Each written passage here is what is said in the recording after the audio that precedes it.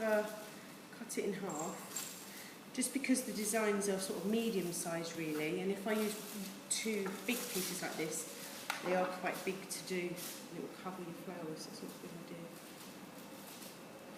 idea.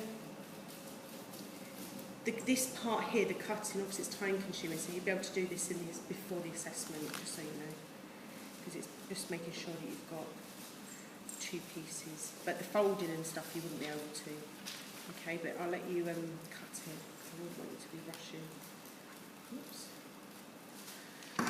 Okay, so you want 2 pieces from the one. Piece of cellophane. Okay. Either in the top left-hand corner or the top right-hand corner, whatever you want. I'm going to place 1 piece of tissue vertical into the corner and the other piece of tissue horizontal, overlapping each other. Okay, so you end up with that sort of look. Alright. Then I'm going to create a kite shape, so you can fold one of the sides in. Yeah. And then the line that is about here, you fold this side in. Okay, don't worry if you've got a small piece. Bring that over with it as well, so you create this sort of even. Don't do it too sharp. If you do it too sharp, then you're going to find it will hide a little bit. Then a little bit of tape. You don't have to go mad, just a couple of blobs of tape just to hold it in place. Okay, you don't want your customer to see your tape now, so you're going to turn it and do it that way around. Yeah. Then you get your design. That lays on top of the tissue paper. Okay. But you don't want it over the design or really low down here, so you've got lots of tissue showing, so sort of an even amount. And so here is where your binding point is. So now you're going to have to, because you've got some good spiralling on your designs, you work around your stem. So where your binding point is, the tape, that's where you're going to be taking your hand to, okay? So you want it to be, sort of cone your design round really. You don't want it to be too tight.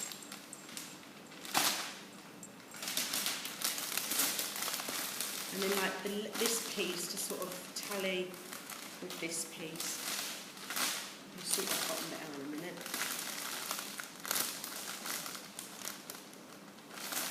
And I'm literally holding where my original string and tape is. Okay, so this is the binding point here. Remember it was saying about travelling. Okay, so this is where my string, my tape is in here. Don't worry too much if it flaps down, because you're going to put a card there anyway. Okay, but you want it to collar the design rather than sort of straddling it. Then you're going to just put 1 little bit of tape just to hold that piece wrapped round. Depending on your time, if you've got lots of time left, you could make a separate bag to put your stems in, but you probably may not have time. So you can either cut this, oops, or some people, if it's going out on a delivery, any excess cellophane you could bring underneath just to sort of stop it from dripping on your customer left underneath. But if you do a separate bag, like with a flat pack, you can also do that. So that gives you that sort of finish. You would then finish off with a bow of some sort, raffia, anything you want, be creative. You've got this sort of material's quite nice, if you wanted to use this. It's just the same as a ribbon,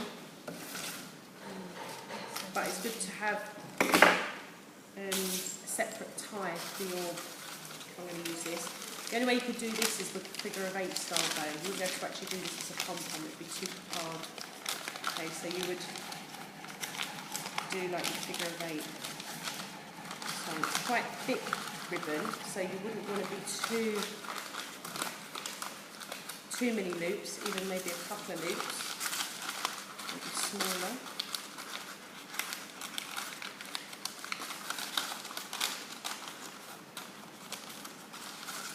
But you can also do the normal ribbon as well.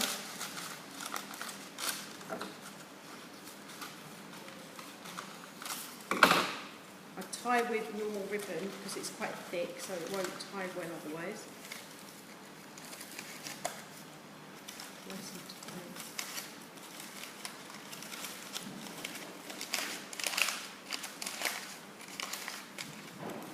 That gets tied onto your binding point. and you could tie at the back and then bring the two ends forward and tie it at a knot at the front here, so it disguises your knot a little bit. And then you can either cut these bits or curl them. This is paper material, so you have to be careful if it gets wet. It makes it look soggy, so you have to be a bit careful with it.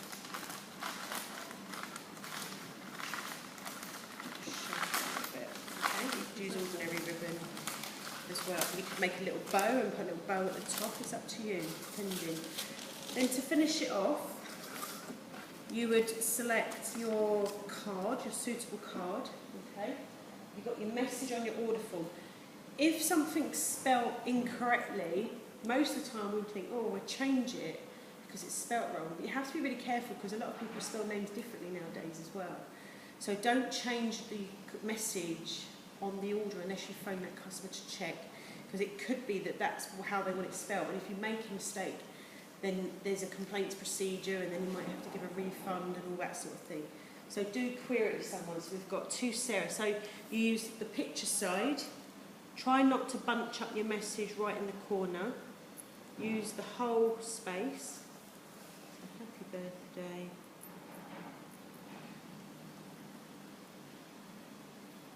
Kevin. And even if someone gives kisses, count how many kisses they've given, because sometimes kisses resemble something. Maybe each year they've been together or something. So don't just think, oh, I can't bother to do it more, I'm going to stop. Yeah, so you would do that. That goes in a white envelope. If it was for a funeral, you would use a clear envelope so that the person can read the message. But this is for a gift. So you'd put that in there. A care card, which is the yellow one we need, so we'll get them out, can go in there also. But I'll show you also what some florists do with these as well. So once you've done that, you write the message. Not the message, the address. Always check to see if there's any delivery times and things, which there isn't. Unless sometimes a lot of shops don't guarantee a time, unless some people they charge like pay extra. This is Sarah Clark. Evening, and then it's 100. I'll print some of these off for you so you've got them on your table when you're practicing. And then it's London, SW15, 4YH. Okay, so that goes on that side, like that. Obviously you can seal it or just push it in. Now, deliberately, the card, gift card, is smaller than the envelope. What you don't want to start doing is loads of sellotape all over the message, okay? Because some people like to keep these after, and some people just do that and shove it on. You could put a piece of tape. You could do a staple where there's slightly more envelope than card. What you don't want to do is staple the person's card because they want to keep them. Or you could use like a decorative pin. And it usually goes in one of the top corners. And if you use a pin, you just sort of pin, which is the most bluntest pin. And then you can do it like that, okay? So you can do a pin like that. If you do a stapler, use 2 staples, not just one, because one may come loose, but not stapling the person's card. They still can get it out. And that goes like that. Now the flower, food and care card can go in the envelope, but what some florists do is they use the clear envelopes. They put their flower, food and care card in here. They also have an opportunity to put a business card, so they can obviously, if there's any problems, they know who to come back to. So that all goes like, and you can actually pre-do a lot of these during busy like quiet times, ready for like Mother's Day and Christmas and things. So you can get those packs, and sometimes people tie hole punch it with a bit of ribbon, and then that just gets tied sellotape near the bow area.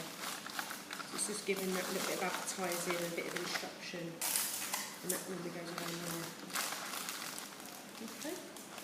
So when we're assessing, we would check the card, we make sure it's clear, we've got flower food, remember that was on the order. We always do the upside down test, make sure that it's nice and secure, you're not losing everything, and that you've got suitable wrapping as well. Yeah?